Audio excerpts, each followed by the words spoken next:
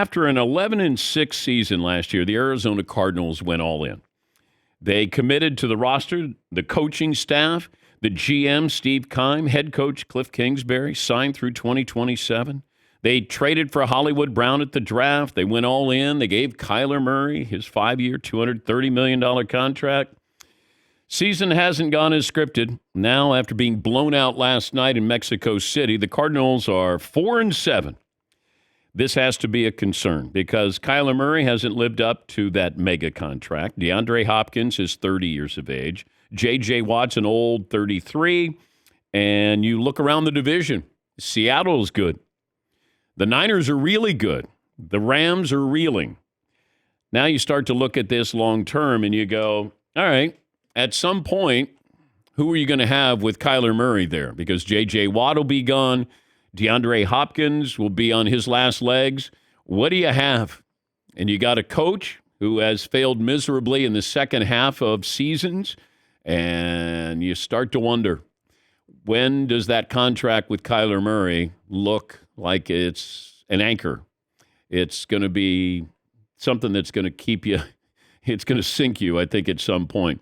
And I'm watching the game, Monday Night Crew, and I thought, okay, let me hear what they have to say about Colt McCoy is going to be in there, Jimmy G, everybody's going to love Jimmy G now. Christian McCaffrey, a couple of games there in San Francisco, they're getting healthy. And then I thought, well, let me hear what Larry Fitzgerald's going to say about Kyler Murray. And Larry surprised me. He had this to say on Colt McCoy's leadership. How much this meant to Colt. But also really powerful was the episode the week before when you saw Colt's veteran leadership on display and the way he spoke to the team. So Larry, let's start with you here.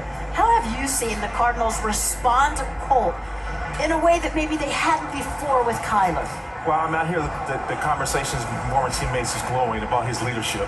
Leading meetings, taking the onus. If he makes a mistake, saying, look, that was on me, I'm going to get it fixed. Like, that's a big part of being a leader. I mean, a lot of people talk about arm strength and speed and all of these things. At the end of the day, when you're playing quarterback in the National Football League, it's about leadership. It's about getting people and galvanizing them to be able to go out there and do the things that you as a team want to do.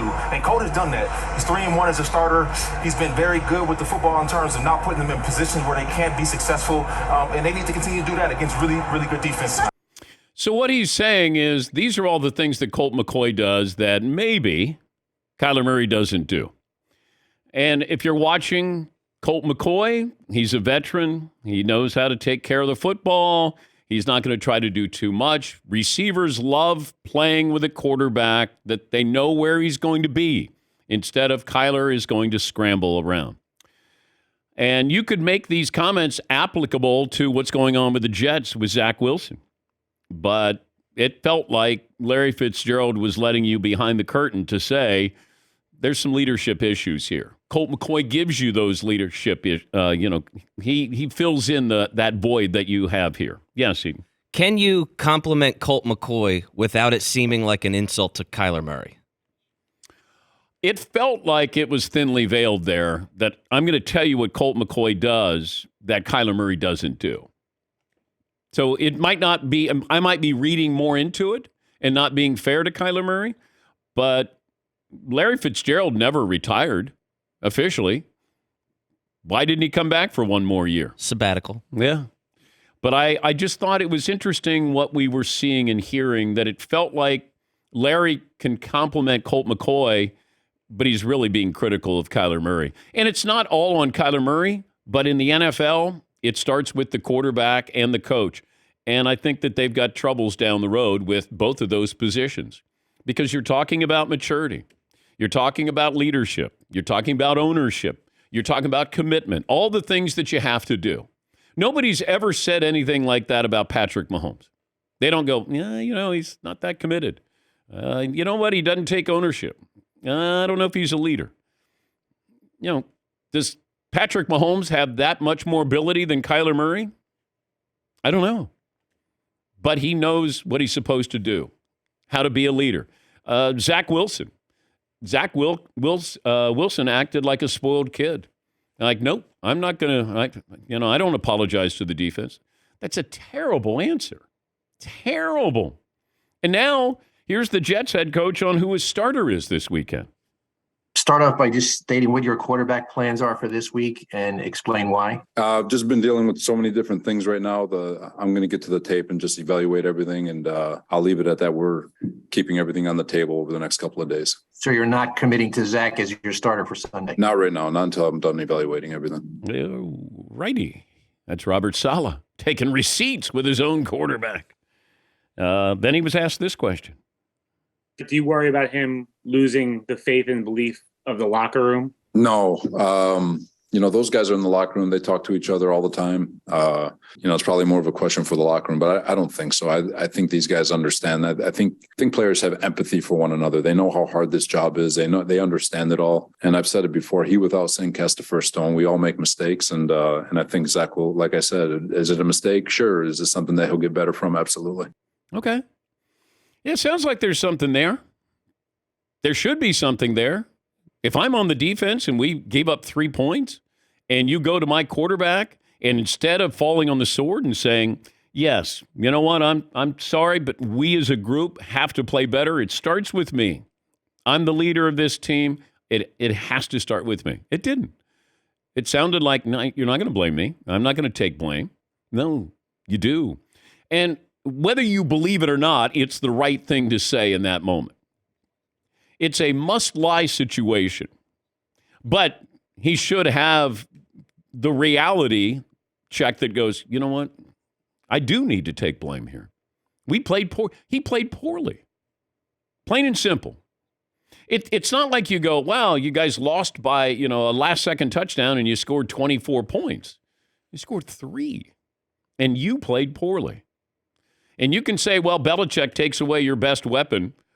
Who's their best weapon that he took away? They just dominated you, and you didn't play well. Back to Kyler Murray. What was said about him was true, that he wasn't committed. And people still are saying that.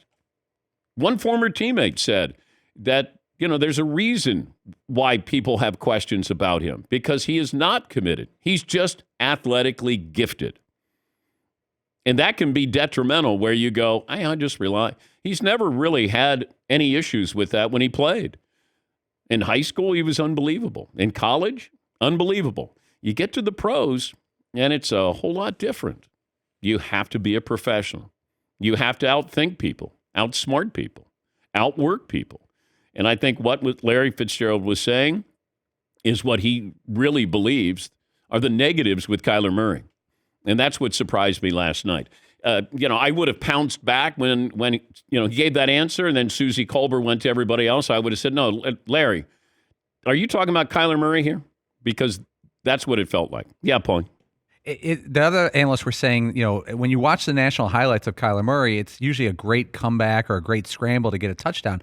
What you don't see is the first 3 quarters. I think it was Steve Young was saying, look, he goes, there's nothing wrong with going into the halftime with a nice 14-10 lead. Coming from behind looks cool, but it's not what the coaches want. It's not what the plan is for the week. And he goes, and scrambling around and your receivers breaking routes is the opposite of what's planned for. Stat of the day brought to you by Panini America, the official trading cards of the Dan Patrick Show. And this program brought to you by DraftKings, the best soccer teams in the world competing for the cup. Get in on all the action. DraftKings Sportsbook. Download the DraftKings Sportsbook app now. Use the code Patrick. Jimmy Garoppolo. All he does is win. He's now won 69% of his starts. 8th best winning percentage among all quarterbacks in the Super Bowl era with at least 50 starts. All he does is win. I like how the analysts who've been critical of Jimmy Garoppolo are now complimenting Jimmy Garoppolo. All I would say is, for everybody who wants to say, hey, you make fun of Jimmy Garoppolo, all he does is win. All you have to do is ask the 49ers. You're the guys that gave up on him. I didn't. I just said he's better. Like I told you something over the summer that 2 members of the Niners told a source of mine, we have a better chance with Jimmy G than we do Trey Lance to win now. And then the story came out that some of these veterans now have said, hey, he gives us a better chance to win now. Okay, you fall in love with Trey Lance. Jimmy Garoppolo is the better quarterback now. You didn't even have him come into camp. You didn't have him in meetings. You said you can seek a trade. You couldn't find a trade partner because you wanted more. So don't put this on me. It's on the Niners. They didn't even want him. I mean, is he a better quarterback than Trey Lance? Yes. Right now, absolutely. But the Niners went all in on Trey Lance. Now what do? Well, do you keep Jimmy G for another year? Do you bring in Tom Brady as they toyed with? Okay. Jimmy G played well. That's a good team. And he is the right quarterback. Absolutely. And you saw that last night against an Arizona defense that quit. And Troy Aikman even pointed that out. Not inspiring football there when you're watching Arizona. But Jimmy G played well, and so did the Niners, and they're a force to be reckoned with. If you said, okay, you got the Niners or you got the Vikings, who do you like? I'm going to take the Niners long term. And San Francisco should be included in there with Dallas, I guess Tampa, certainly the Eagles. They're one of the top 3 teams in the NFC right now. It would not shock me. What happens if Jimmy G takes them to the Super Bowl? You're going to let him go? You're going to pay him? What are you going to do with Trey Lance? I don't know if Trey Lance can play. Plus, he's injured. So another season where he doesn't play. Now, do I want Jimmy G as my starting quarterback? Not necessarily. But in the situation, he is the best quarterback they have on the roster. And I would love for the story to be they go to the Super Bowl. I truly would. It'd be great just because of the story. But that's a really good team, offensively and defensively. But Garoppolo and the weapons he has, Elijah Mitchell, you got Christian McCaffrey, Deebo Samuel, George Kittle, Brandon Ayuk. They ran for 5.7 yards per carry. Balanced. They dominated. And Jimmy G played a wonderful game last night. Yes, Marv. Did the 49ers think that Trey Lance was going to be a Patrick Mahomes type where they just traded all this stuff with an already really good team? Well, they saw, it's a small sample size, but you saw he went undefeated. Didn't throw an interception, I don't think, his one starting year at North Dakota State. They went all in on him. But you can't be, hey, we went all in on this guy. Now Jimmy G doesn't get any respect. The Niners didn't give him any respect. Yes, Eden. But you're setting up Trey Lance for immediate failure if you're expecting him to be better than what Jimmy G has already done for the team. Yeah. Yeah, because Jimmy G is going to get them to the playoffs, and, wouldn't be surprised if they played in the NFC title game, as talented as they are. And then what are you going to do in the offseason? Yeah, Paul. If you want to compare it to the Alex Smith situation in Kansas City, Alex Smith, he had really good, nice numbers, not really great numbers in Kansas City. He was 11-5, 11-4, and then he was 9-6. They cooled off a little bit, and that's when they made the decision. They probably said to themselves, "This is as far as we're going to go here." And the other thing about Garoppolo, he's 31 years old. Looks 28. He's 31 years old. He's only started 55 games in 9 seasons. That's less than 50% of his games. I wonder if he's a guy that's hitting his stride later than most people because of he's finally starting a lot of games without injury. Maybe.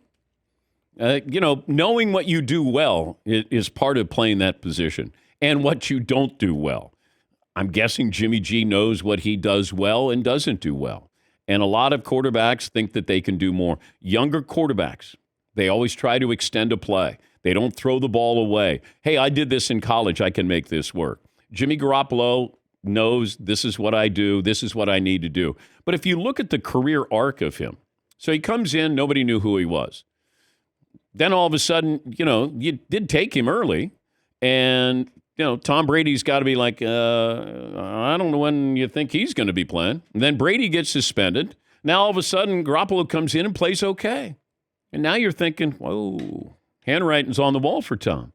Then all of a sudden, Tom probably says, it's either me or him, Mr. Kraft. Well, Tom, we'll get rid of him. That was 5 years ago. And then Garoppolo plays in a Super Bowl. Could have won a Super Bowl. And then all of a sudden, 49ers fall in love with Trey Lance.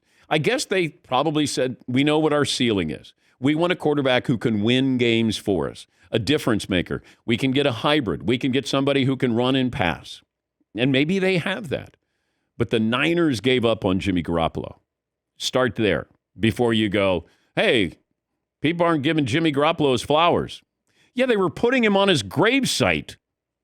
Yeah, Paul. It was the 2021 draft where they drafted Trey Lance. The 2020 season, Garoppolo started 6 games. He was 3-3, 7 touchdowns, 5 picks, and was injured most of the season. And that's when they made their decision to bail.